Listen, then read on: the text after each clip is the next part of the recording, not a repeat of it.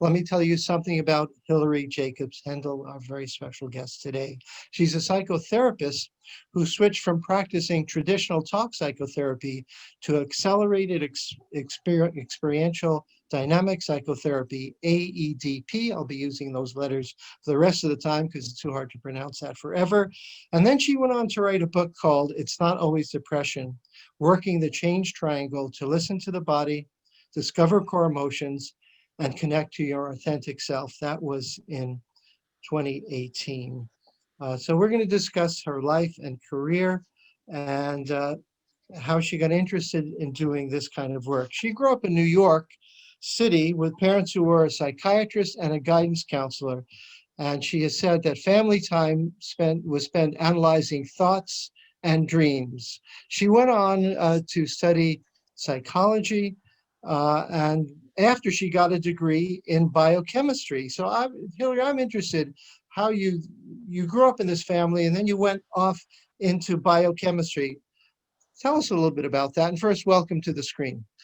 Thank you. And I just want to first say, I am so moved and humbled to see so many people here. And I'm just so excited both here and hopefully you'll join us on the 22nd to share this tool that has so many uses, the change triangle that I pulled from the academic literature.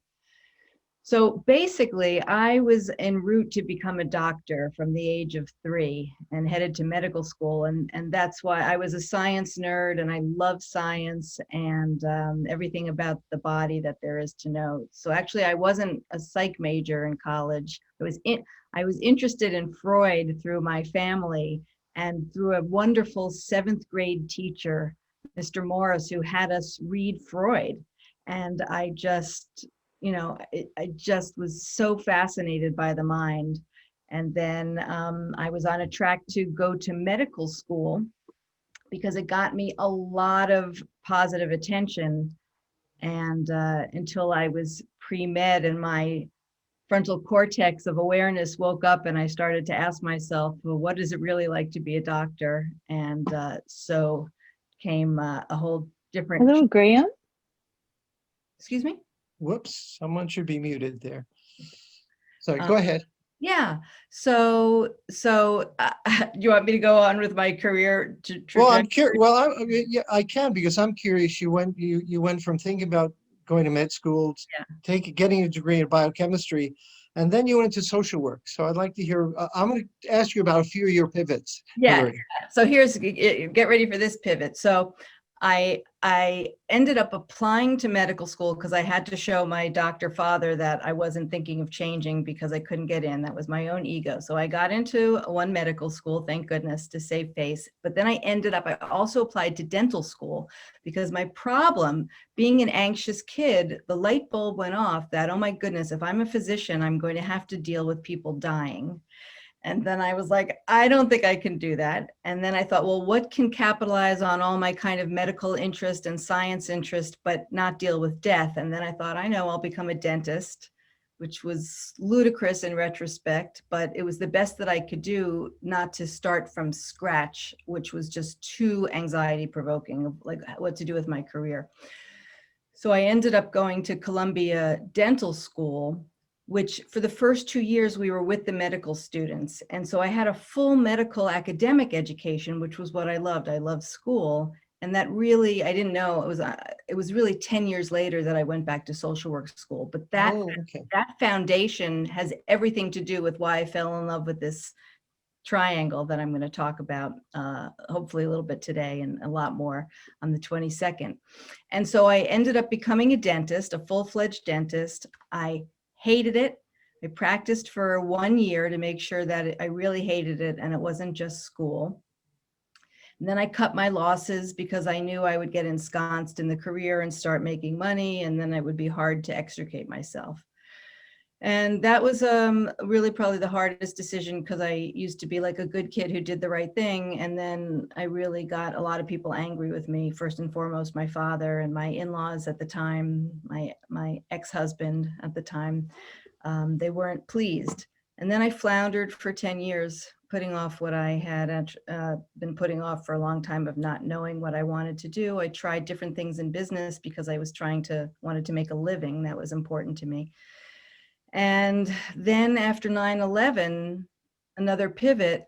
I had two young kids. I was single with two young kids, and I decided to go back to social work school. I'd always wanted to be a therapist, but I didn't have the confidence in my 20s. I just thought, what do I have to offer? I don't know. I knew enough to know I didn't really know anything. And so then I went back to social work school. And then right after that, I went into analytic training to become a psychoanalyst, because in New York, I thought that was the creme de la creme of how to be the best therapist. Like, that was very important to me, that I just wanted to do right by people and be the best therapist that I could be. And so I went for the classical training, took some CBT training, those things. And it was really right before I went into analytic training that a friend of mine suggested that I might be interested in what this academic named Diana Fosha was teaching. And I ended up going to a conference that Dan Siegel was at, Tom Stern, Diana Fosha, and Jude Cassidy, on trauma-informed treatments and attachment, which I never knew about, and emotions, which I never had one class in, despite all my fabulous education. And my mind was blown for two reasons. One, the seeing that triangle and the emotion education that Diana was talking about in her work with developing AEDP instantly changed my mental health for the better. I understood myself. I felt organized in a way I hadn't been. But two, I wondered, where was this information? Why was it relegated to sort of a small group of academics and clinicians? And why hadn't it penetrated into mainstream? Because I was watching video that was unbelievable at this conference.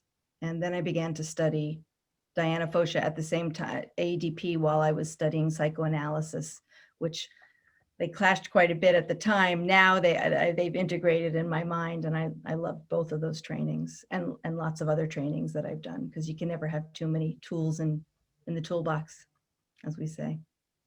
So I'm curious, that period of time, you're trained in classical psychoanalysis. Did you start to integrate ADP, or did you say, I need to push that? What was that transition like for you? Yeah, it was really awkward. So what first started happening is I was so jazzed by what I was learning in AEDP, I would bring it into the Analytic Institute, and wanting to bring articles and just share what I was learning. Some of the articles, which we always have transcripts, to train in AEDP, we videotape sessions, because you have to learn to look at nonverbal behavior and track moment to moment what's happening, and you need to be able to see. And they told me it wasn't analytic, and they reprimanded me, and they said to stop bringing that stuff in. And now, of course, attachment is taught, in analytic training programs, but at the time, attachment was considered non-analytic.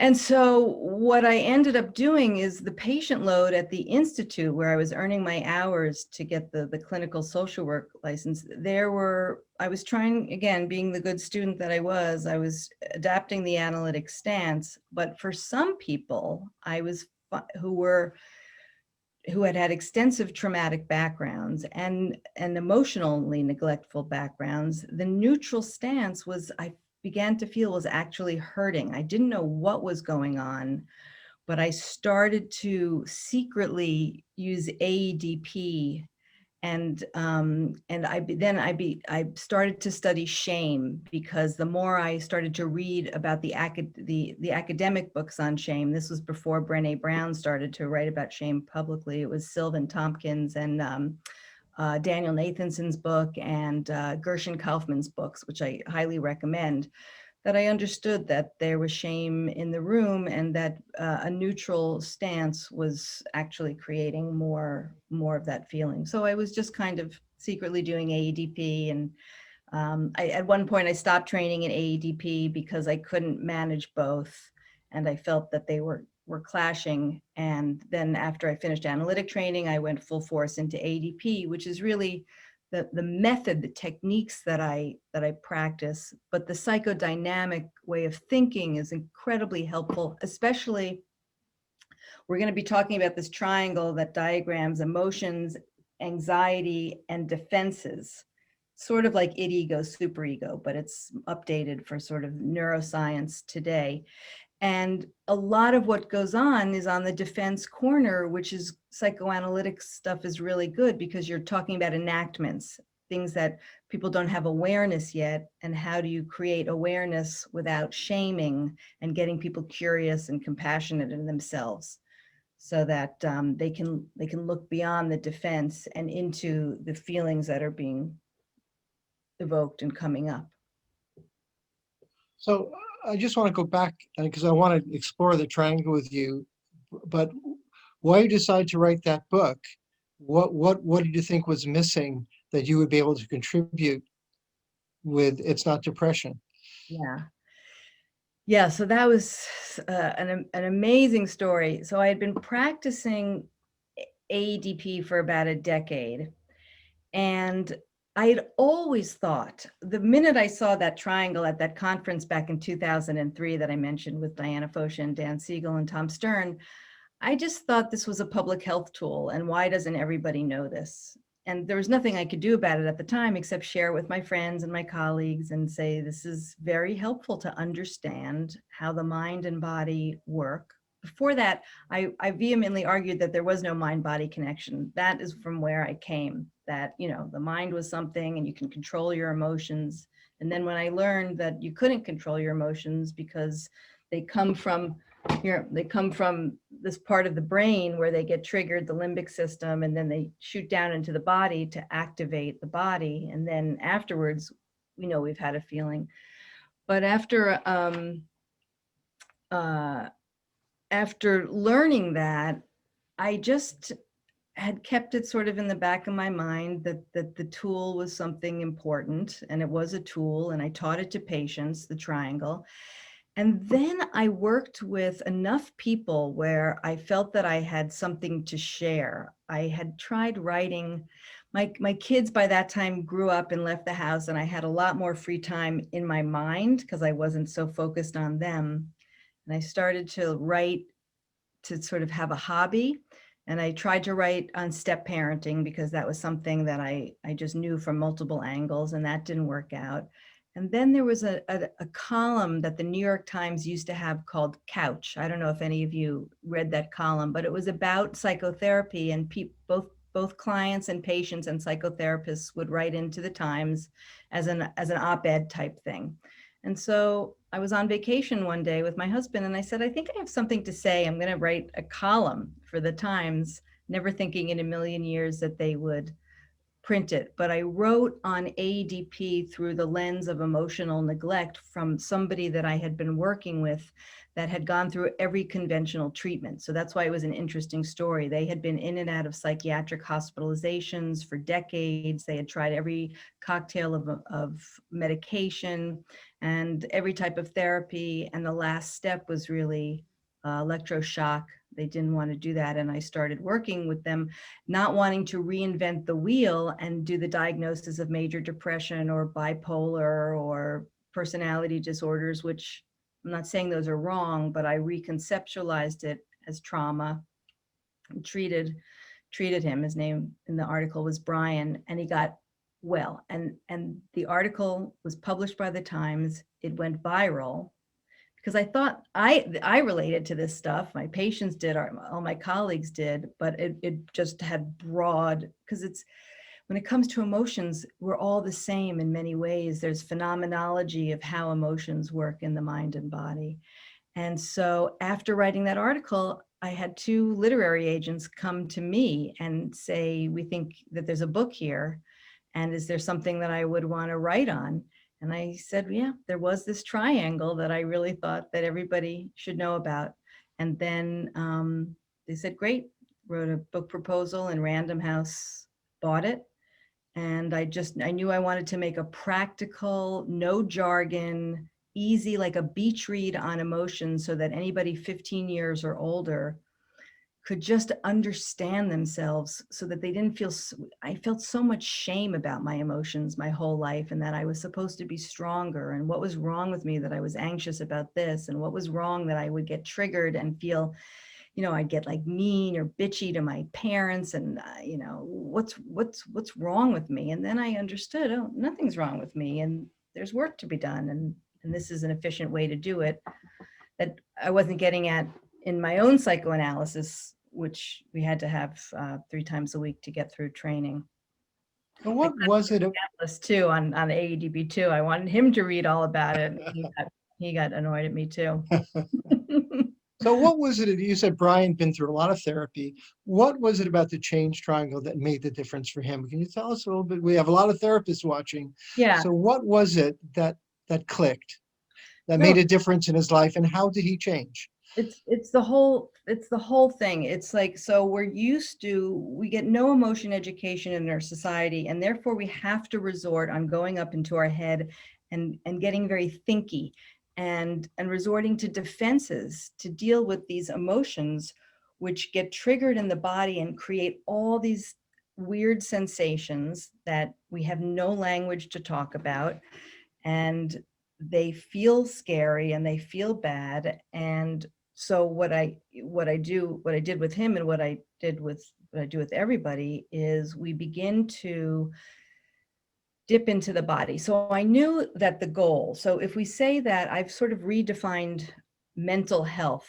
for me as helping a person be able to experience the full range of their core emotions: anger, fear, sadness, disgust, joy, excitement, and sexual excitement. Now, there are other core emotions depending on which researchers you're reading, but these are the ones that get people into most trouble, and that's why I put them on the change triangle, which I didn't invent. I pulled it out of David Malan's work from the 1970s, and just made it applicable for everybody the best that I could. And so I knew with Brian that he was so shut down. It was really, I figured out, a shame-based depression.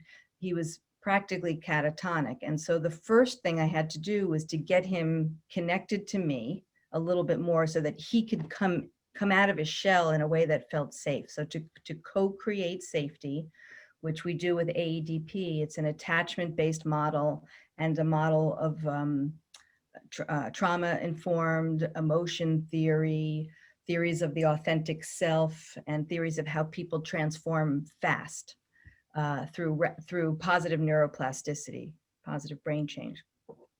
And so once I got Brian more into the room, we did all sorts of things that I just invented. I know other people have done that, but on the fly, we started tossing a ball.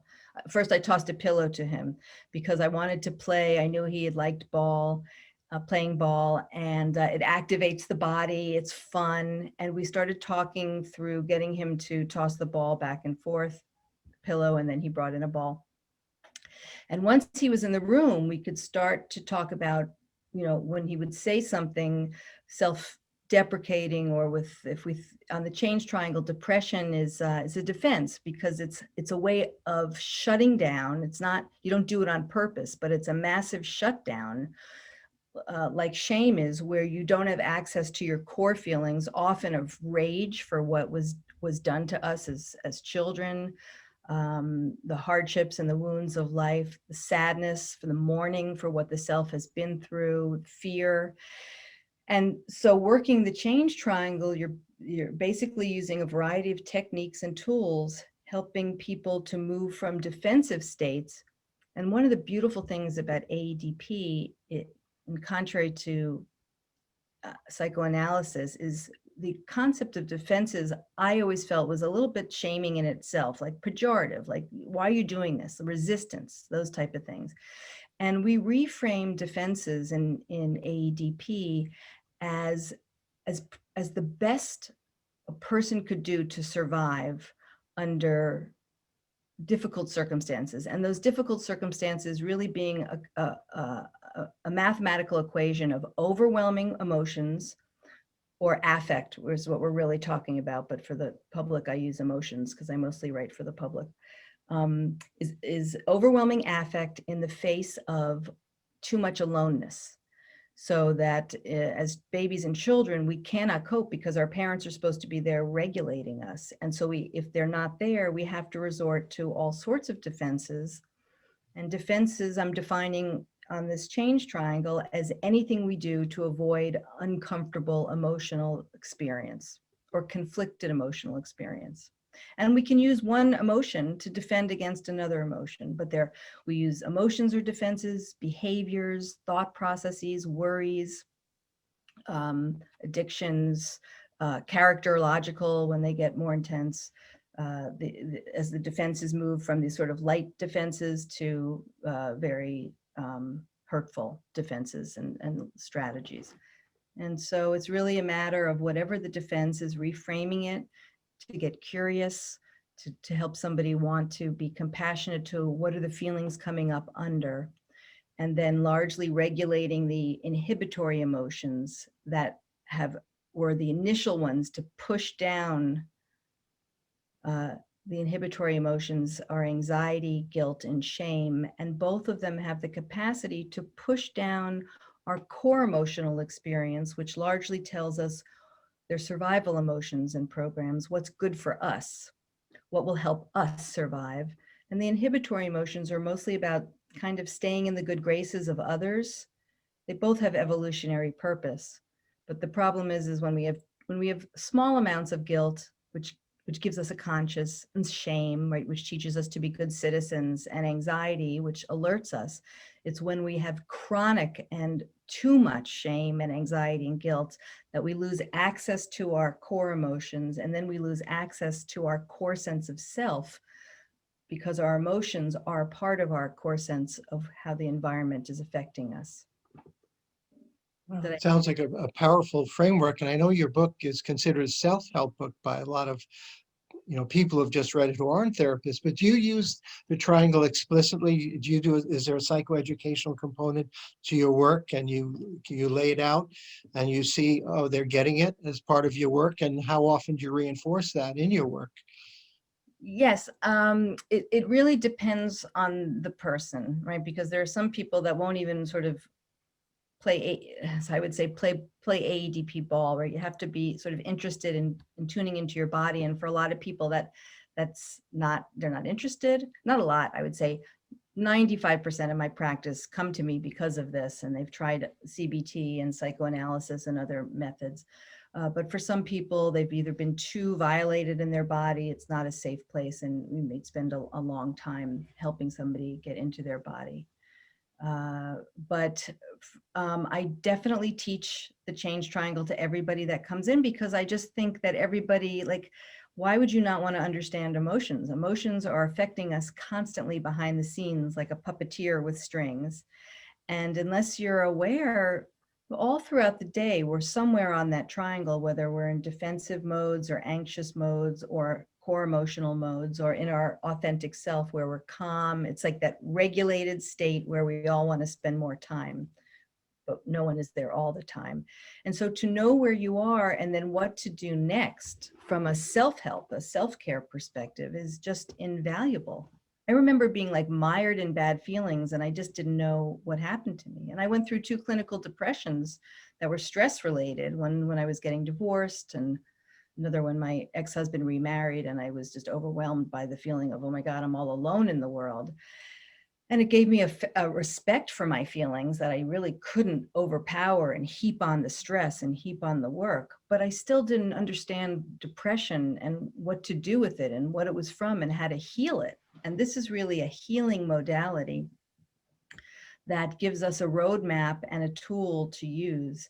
And so I want my patients to have it. And unless they say I'm not interested in learning it, and nobody says that. Everybody's very interested, because we all struggle with emotions and we all suffer and we're all flawed. And understanding, where the triangle is really at the minimum de-shaming, just helps us feel like we can be human among humans.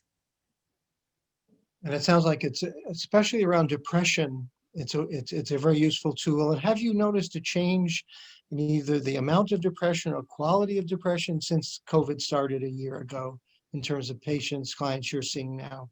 Oh, yes. I mean, it's just everybody's a wreck. Uh, and it just adds a tremendous amount of stress. And so genetically, we're all a product of our genetics and our disposition and our life experiences. So whatever we're sort of at risk for just got, it seems to me, worse. You all I don't, might have seen the same thing. So, and couples, it raises stress, and again, it puts up defenses. We have a shorter fuse, we have less patience. And for people that are prone to feeling alone and depressed or feeling bad about themselves when they get down, I think it's definitely, I've noticed with everybody, everyone's struggling. And have you used this change triangle with couples? You see couples, or do you know that? Yes, tell us a little bit about that. Yes, I love seeing couples. Yeah, it's and if I write another book, it's really going to be called probably Two Triangles, because you want to help. The book I wrote because this is a self-help tool. So it's important to understand your own emotions and to be able to try to work this. It's a lifelong tool. It's a lifelong process. This is not anything that you master and get and I'm done. But it helps one know yourself, and because we're all on the triangle in the same way, it helps you understand other people. So you may not be able to right off the bat have the tools to know what to do with it, but it does help to know that, to recognize when my partner is in a defensive state, and for that partner then to know, okay, we're both in these defensive states, or I'm in a defensive state, and here you are feeling these core feelings and I can't take it. So it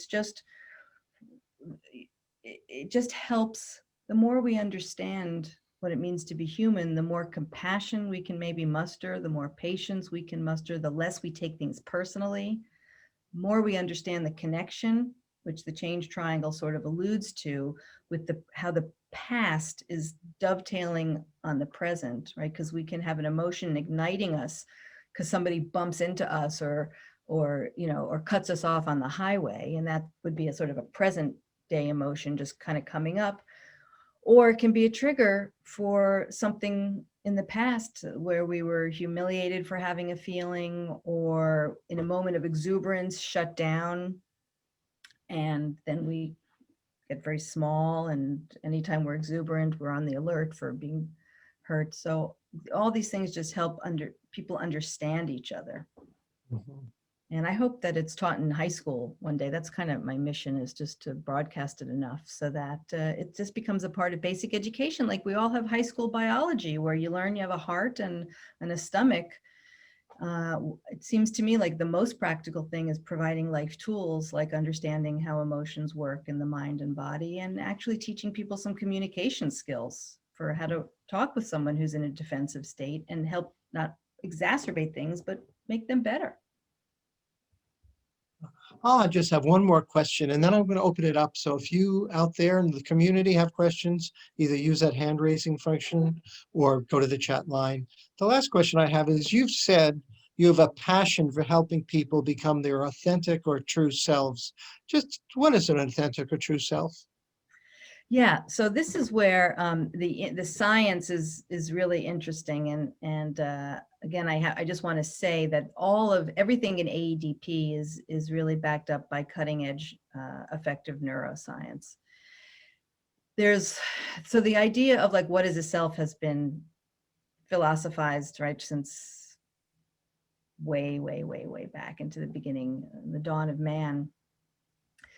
But if you look at the work of people like Bud Craig and Antonio Damasio and trying to think, Jack Panksepp and Northoff, there's some sense that, well, first of all, having emotions are integral to who we are. So I have no problem with for example, methodologies like CBT, we have to understand our thought process and build awareness. So this whole idea of understanding emotions is not like permission to be emotional without bringing thought online, right? Because there's appropriate times for emotions and there's not appropriate times for emotions, and we hopefully have flexibility to do what needs to be done and then take care of ourselves. But it's very important. The going through emotions helps us connect with who we really are, what we want, what we need, and our sense of self. And what's exciting is that there's discoveries that there is a neurobiological core sense of self that's in the midline of the brain, which makes perfect sense because everything that has to do with emotions and the sense of the recognition of the self, right? How do we know when we are being our true self? And that's a lot of what we do in AEDP is, someone might say something in this way, this is who I am. And I might ask a question, that as you say that, you seem so true as you say that. And they'll say, yes, it just feels true. And my next question will be, well, what inside your body lets you know that this is true? And people, when they slow down enough and they're not rushed and they have lots of permission to tune in, there's an awareness of this sort of click of recognition or this truth sense that feels very good and that can be really savored and spent time with, where you see transformation happening. It's just transforming the sense of self in the body, and the body and the mind.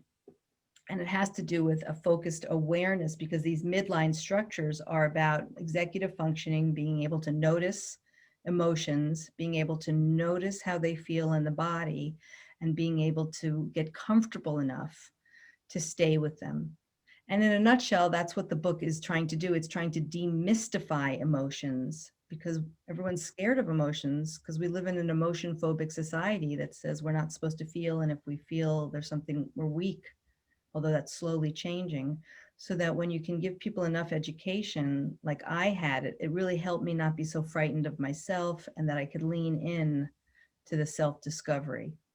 Mhm. And it really helps. I get letters from people I think about 60,000 people have read the book, at least worldwide. And I get letters all the time that it's like life-changing, which it was for me. So Okay, let's open it up for questions. Emily, what do we have? We do. Karen, do you want to unmute? hi, Now, it'd be Karen. great if you come to Hi. the screen. It makes it a lot more alive. Hi, Karen. Hi, Michael. Hi, everyone. Hilary, I do have a question for you. Hi. This is really fascinating. Wonderful, wonderful stuff. Thank you. How do you apply this to postpartum depression? Is it an applicable tool to use? And if so, how? Oh, what a great question. So how I would answer that, the same thing with different types of mental, of mental illness, like bipolar, things that have, so what you're talking about is something that is hormonal, right? There's lots of different factors, there's neurotransmitters, lots of different things are affecting our mood that we have no control over about. But no matter who comes to me, I would say that the teaching someone to turn inside and know and look for whatever emotions might be coming up and around the depression, or adding to the depression, and to honor and validate those feelings in and of itself is very calming. The recognition and the validation of the self, moving aside shame and guilt, and trying to rework those, because people feel bad when they suffer depressions from any type of source. And so when we're hitting all the different corners of the change triangle and trying to reduce inhibition and allow someone to be compassionate and to feel what they're feeling, the idea is to get as much relief, to go as far as we can with the tools that we have to affect change. And I don't know actually what's happening on a deep scientific level when you help people feel their feelings. We don't yet know what it's doing on a neurotransmitter level. We know that, the neurotransmitters and the hormones affect mood and it's a feedback loop, and as we process emotions, people's mood gets better, and I'm assuming that their serotonin boosts and their dopamine boosts, and I know that it's a feedback loop of all these things, but how specifically I would think of it as doing our best to get as much relief as we can. And I'm not averse to medication at all, but I am averse to medication without psychotherapy or without coaching, without working on the underlying issues. And I think no matter what we're experiencing, there is no downside to understanding emotions through the lens of the triangle. It's just only helps people feel better by understanding themselves. Thank you very much. I appreciate your response. That help a little bit? It Yeah. did. It really did. Thanks. Thank you. Next we have Ada. Thank you, Emily. Hi. Yeah, let's just, hi, Hilary. I was just curious. So how do you help, when you talk to someone, you can help them put down their defenses? What are some things that you can do to do that? Yeah. So and this is sort of the art and the practice in many ways. So Diana Foch in ADP would say you pressure with empathy. So it looks like this, and there's other short-term dynamic psychotherapies that pressure with more combative, that they really want to create this sort of intrapsychic crisis. But I like Diana Foch's model. So somebody, let's say, if we talk about an implicit, a nonverbal defense, like they can't look at me while they're talking, I might say, I don't want to make you self-conscious, but I'm wondering if you notice that it seems to be hard to look at me while you're sharing what you're sharing. Can we get just super curious about that? Like, we can even play with, like, if you just check me out and notice, like, you judge me, what are you seeing? What's that like inside? Or if, do you want to give me an example of a defense? If we could talk about a global defense, like an addiction or drinking too much, or Yeah, like maybe self-cutting, like Yeah. adolescents now, they Yeah. say. Yeah. So, right, I would think of that, right, as a defense, but again, in the way that it really helps people when they have no other resources. So when I've worked with people that cut, I really ask them, let's come up with some other things to do, like reaching out to me, reaching out to friends, figuring out other ways to self-soothe. But then I would say, if in the moment that you feel like cutting, that instead we tried to figure out, what are you feeling? And then I would say, can we just do that right now? If we just slow way down, and I want them to feel connected to me, because that's going to create safety. Slowing down creates safety. And I say, you tell me to stop if something doesn't feel okay. Can we just notice and name as many feelings as you're aware of as possible? If we just gently scan your body from head to toe and toe to head, and just maybe list one by one kind of in between us, and then we can figure out which ones we have to be with. And over time, we want to just validate them all and process them, see how that feels. And I ask a lot of permission, because people who have suffered a lot of trauma have had boundaries violated and control violated. And so that's the part of the safety part, seeing what someone needs by asking. Yeah. Thank you. Thank you. Next, Ellen. Let's get you unmuted. Hi. Hi. Oh, Hello, hi, everyone. Glenn, I remember you. Yay! It's so good to see you again. I actually have a more like large scale question. We talked about it in one of my group therapy sessions, and it was sparked this amazing discussion. And I wanted to ask you, the person that taught me about the change triangle and defenses. So my question is, what do you think a world without defenses would look like? Wow, that is heavy. I mean, ideally, right, if people have, so if we get rid of defenses, I think, well, one, it's impossible because we need to go carry on with life. So there's like healthy defenses where you again can be distracted by work and by hobbies and take a break from.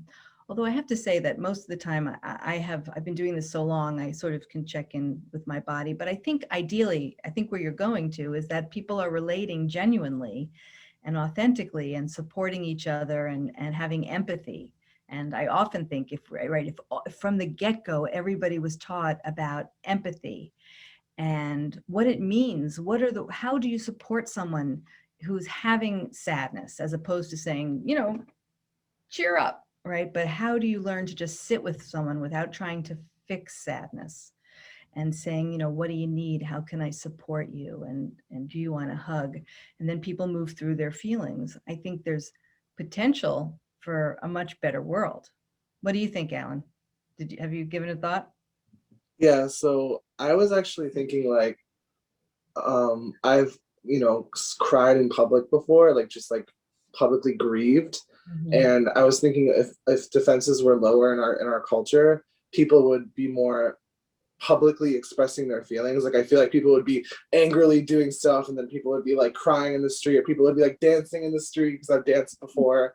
When I was happy, I just like pranced around, So like I think that the world would just be a freer, more equitable place, and I think that actually violence would go down, and that substance use would go down, and that all these other things that plague people would actually decrease, because if people are living authentically, maybe I'm talking interpersonally, not like structurally. Of course, there's still like structural oppression that makes people like really sad and depressed, and like and inequality is totally real. But just interpersonally, I think that it would be a totally better world. Like you said, I think we would be able to support each other, and people would probably feel so much less shame in the world, and like, because that's an ultimate defense as well. So yeah, that was my 2 cents. Just like almost like a utopia, because I love to think about these things. I love to think about utopias and what the world would look like if things were better, I do. I think a basic emotion education really has the capacity to change the world. But you did remind me of one thing that I just wanted to quickly touch on, which is this concept of anger. I think people often will say, well, what does that look like if people have permission to express anger? And what I teach people and what I want to just share for those of you that came up for is working the change triangle is a completely internal, it's a wholly, like when we talk about experiencing emotions, there is no action associated with it. We process emotions on our own or in the presence of another that's supportive. And so one of the things I'm going to show on the 22nd in the webinar, besides teaching the change triangle and how to work the change triangle, is I'm going to show two videos, one of healing depression through liberating, what it looks like to liberate the anger in a safe way. And so all of this is done internally. And the very last step after you process the feelings is to bring the thinking brain back online and say, what is the most constructive way? What needs to be done? Do I need to express this anger or put it into assertion to express my limits and boundaries to the people I love, to ask for a raise at work? Or is it something that I know is just from the past and it's a trigger and I can just process it on my own or with a therapist and not bring it into real life? And so when Alan said about decreasing violence, the capacity to use fantasy and to be able to play, to validate and play with anger and have a place for that energy to go, which we do that with various techniques in AEDP and somatic experiencing and EMDR and all these different ways of helping people process emotion that's, again, relegated to trauma therapies, but that needs to move into the mainstream and is very important. And to make that distinction between acting out anger, which is not good, and experiencing anger and then using it wisely. So I hope that was clarifying. It was awesome. Thank you, Hilary. You're amazing. Thank you. Next is Kenwal. Can you unmute? Oh, hi. Thank you, Hilary, for this wonderful presentation. I'm just wondering, you've mentioned some of the lineage of the triangle from Malin, and obviously there were other short-term psychodynamic psychotherapies which you've kind of labeled as being more confrontative. Just some, Sorry? just some of them. Yeah, I don't want to give them Ye- all, sell them down the river. Yeah. Yeah. But I'm just wondering, using the triangle, and is it not then just giving insight to the person? Because psychoanalysis was based uh, um, on providing insight, and that was the main reason why the short-term dynamic psychotherapies kind of changed tack and went away from just doing a cognitive behavioral exercise and not having the experiential part of it. So I'm just wondering what your ideas are about that. Thank you. Yeah. If I understand correctly, you're wondering where insight fits in to all this? Yeah, because if we are just to label or provide kind of psychoeducation about emotions from the triangle, then doesn't it kind of go back to just what was seemed to be the problem with psychoanalysis, which was, okay, providing insight was going to be enough to produce change, whereas as the short-term dynamic psychotherapies then kind of went into that it's the experiential part of having the emotions in the session or after session, and then the insight comes from that, which was the actual change or which brought about change. Mm-hmm. Yes. So in AEDP, we talk about that both are important. So in practice, you have an experience with the patient or the client, whatever you prefer, and then you reflect on that so that you're bringing in a right brain experiential experience, because you can't, the problem is you can't think your way through emotions. It'd be so great if we could, but you have to experience them, and therefore you have to create safety to experience them. And then you want to let the insight in, and both together help develop a whole complete treatment and a whole person. We have both. And so my pet peeve was insight without knowing what do you do with emotions in a way that doesn't sort of acknowledge them, but then foster going into the head. There has to be a safe way to move people through emotions and to create insight. So it's not one or the other. And I think that's why it's so important that I think a training would involve all. I think CBT without understanding how to create an experience is problematic. And I think only creating an experience without bringing on the reflection would be problematic too. That it's really left, bottom up, top down, left brain, right brain, all of it. Because what we're really talking about, what makes people feel calmer and regulates the nervous system, is brain integration. And so integration means integrating all aspects of the self. So I'm just, to me, the emotion piece was missing.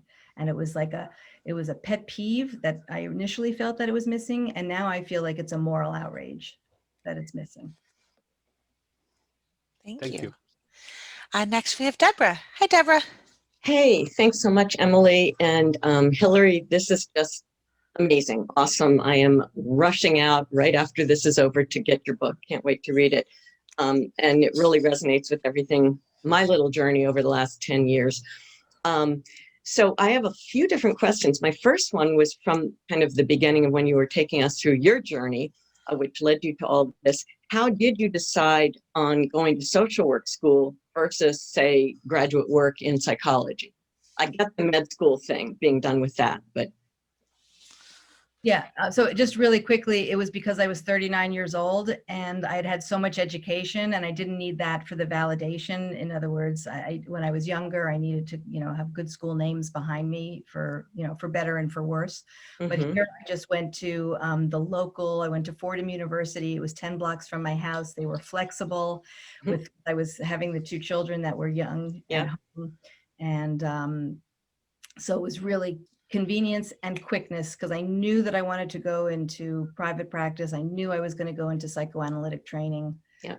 And it was just pure. I love that. That makes so much sense. And I'm a retired lawyer, and I am thinking about moving in this direction. And I've thought about that, and that's kind of what I came up with as well. So thanks for reinforcing that. Can I ask a couple other questions? One thing, how do you feel like early on you said, you know, when you were doing the Freudian stuff or the psychoanalytic stuff, you know, a focus on emotions more than anything was not really widely accepted in, you know, the large community of people that work on people's mental health. Do you see movement now? Where do you see us in terms of that? And also you mentioned Dan Siegel, and I've read a lot of his books and I just love him. I am a real fan of his. Me too. I think things are slowly changing. Slowly. But I'm in a bubble too with people that are using experiential therapies. Mm-hmm. And there's research now in ADP. We're conducting lots of research trying to be empirically validated, which from what I hear is political. And, you know, to me, this stuff is validated every single day, this type of work. It really helps.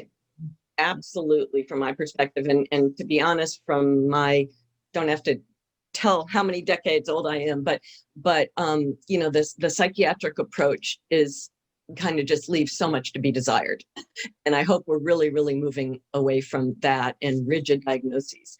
But one last question, sorry, but are you familiar with, I'm so with you on teaching all this stuff about understanding emotions starting at an early age. Are you familiar with SEL training for K through 12 students? What do you think of that? Do you think that it, you know, is in the right direction, or totally does it, or has a lot that, you know, is, you know, leaves stuff out, a lot to be desired?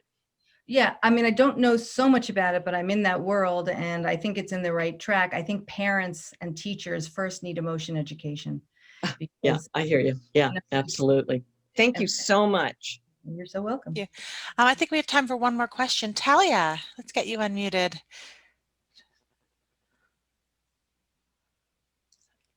Hi. Oh, Talia? There we go. Oh. No sound. Yeah, no sound. Okay. We'll just move on to Paula. Well, Talia. Hi, thank you, everybody. Thank you, Hilary. This was amazing. I did some ADP training and I'm trying to figure out, and I have a story. I feel very the same story, professionally talking, about being a psychoanalytic approach first and now moving to other approaches, but trying to integrate. I have a very simple question about this change of perspective or paradigm about not looking into symptoms, but thinking about the symptoms as defenses. If you could explain a little bit more, because this, for me, it changes a lot. Mm-hmm. And also because many approaches that I've been seeing, that I see that they go just to treat the symptom. Mm-hmm. Right. And I think that's a problem. Yes, I think so too. Thank you for asking, Paula. It's like the tip of an iceberg and not knowing what's underneath it. Yeah, that the symptom is a communication. That's why it's there. And so if we follow the communication and we begin with the symptom and we, again, you know, I wonder what would happen if you didn't move into the symptom and we just could be with what you're experiencing, whether it's right now. One of the biggest shifts for me from moving to psychoanalysis to AADP was the shift from listening to a narrative into working moment to moment, which I'm going to teach on on March 22nd, and we'll practice it together. And so you just want to, you know, without speaking about a specific symptom, but value the symptom, appreciate the symptom with the person bringing it in as a communication, and trying to understand what, again, looking for the underlying emotions that cannot be bared, that the symptom was needed. That's the way I look at it. And then once you can bear the emotions and make sense of what's happening, what happened in the past with what is happening in the future, the symptom it's interesting. People need the symptom until you create something over here that they can feel better in without using the symptom. And so you're understanding the symptom as you're creating a safe place to land, which is in the self and in connection, ideally. Thank you very much. You're welcome. See you at the Well, 22nd. I am ready registered. Oh, fantastic. Well, thank you. There, if you can. Hilary, I want to thank you and say a few closing things, and I'll give you the last word before we open it up. We do these mass goodbyes because we are a community. We unmute everybody, and everyone can say thank you, goodbye. It kind of gets very noisy, but it's kind of a nice thing to do. So before I thank you, I will let everyone know, because some people wrote they came in late, that whatever we do, we send a link afterwards, whether it's paid or free. People register and don't come at all, but know they're going to get the link. So if you've come in late, you will get the link, and you'll get some other information about what we're coming up doing and what Hilary's doing with us as well. But I do want to thank Emily and then everyone who's submitted questions. Sorry we couldn't get to them all today. And for wherever you are, we really appreciate this way of being together. Hilary, over to you, and then we'll open it up. You mean just any party? Yeah, if you just want to say goodbye, I just want to give you a chance to do Yes. that. Oh, I just want to thank all of you so much for coming, and there'll be more opportunity, I think, for questions after the seminar, right? There's like a 10 Yeah, day because what we do is we have a 3-hour webinar, and then after March 22nd, I'm not even sure the date, we have a 1-hour Q&A, which is purely Q&A that people can come back and just ask more questions. During the session, the webinar, there's Q&A as well. Yeah. And then I just want to say I have tons, you can download a copy of the Change Triangle on hilaryjacobshendel.com or the changetriangle.com. Tons of Whoops. Okay, well, let's just thank you. I guess we're opening up the microphones now, and thank you all, and bye.